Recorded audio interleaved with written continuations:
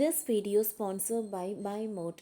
இந்த ஆப்பில் நீங்கள் பர்ச்சேஸ் பண்ணக்கூடிய எல்லா விதமான ப்ராடக்ட்ஸும் ரொம்ப மலிவான விலையிலேயே கிடைக்குது. இதில் நிறைய ஆஃபர்ஸ் அண்ட் கூப்பன்ஸ் ப்ரொவைட் பண்ணுறாங்க. ஸோ இதோட லிங்க் உங்களுக்கு டிஸ்கிரிப்ஷனில் கொடுக்குறேன், யூஸ் பண்ணி பாருங்கள். சென்னையில் முதல்வர் மருந்தகம் அமைக்க தமிழக அரசு வெளியிட்ட விரிவான வழிகாட்டுதல்.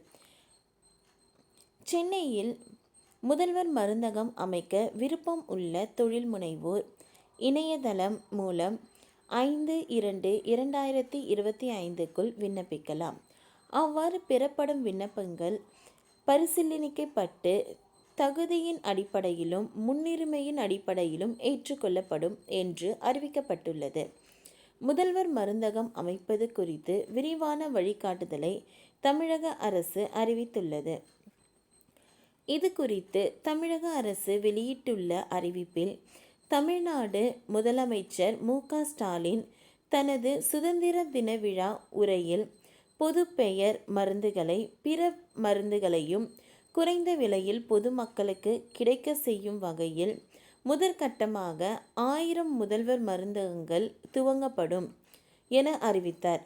முதல்வர் மருந்தகம் அமைக்க விருப்பமுள்ள B.Pharm, D.Pharm சான்று பெற்றவர்கள் அல்லது அவர்களின் ஒப்புதலுடன் தமிழ்நாடு முழுவதும் பொதுமக்கள் பயன்பெறும் வகையில் முதல்வர் மருந்தகம் அமைக்க www.mudharmandham.tn.gov.in என்ற இணையதளம் மூலம் விண்ணப்பிக்கலாம்.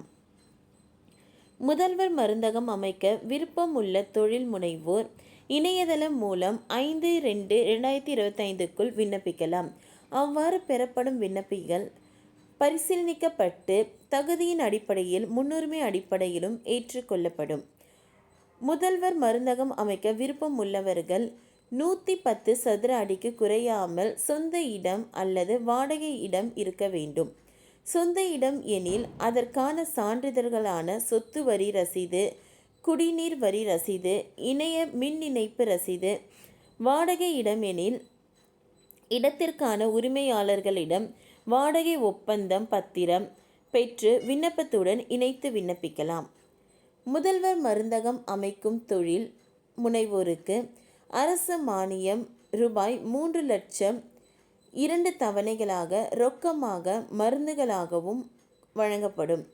தொழில் முனைவோருக்கு முதல்வர் மருந்தகம் அமைப்பதற்கு கூடுதல் நிதி தேவைப்படும் நிலையில் கூட்டுறவு வங்கியின் மூலம் கடன் பெற வழிவகை செய்யப்படும்.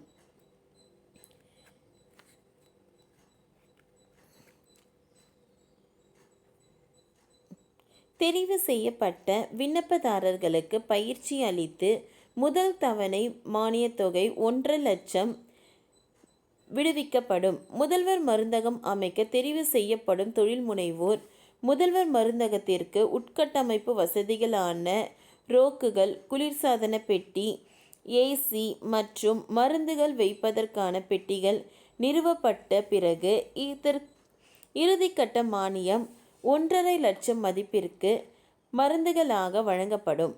விற்பனைக்கு ஏற்ற ஊக்கத்தொகை வழங்க வழிவகை செய்யப்பட்டுள்ளது.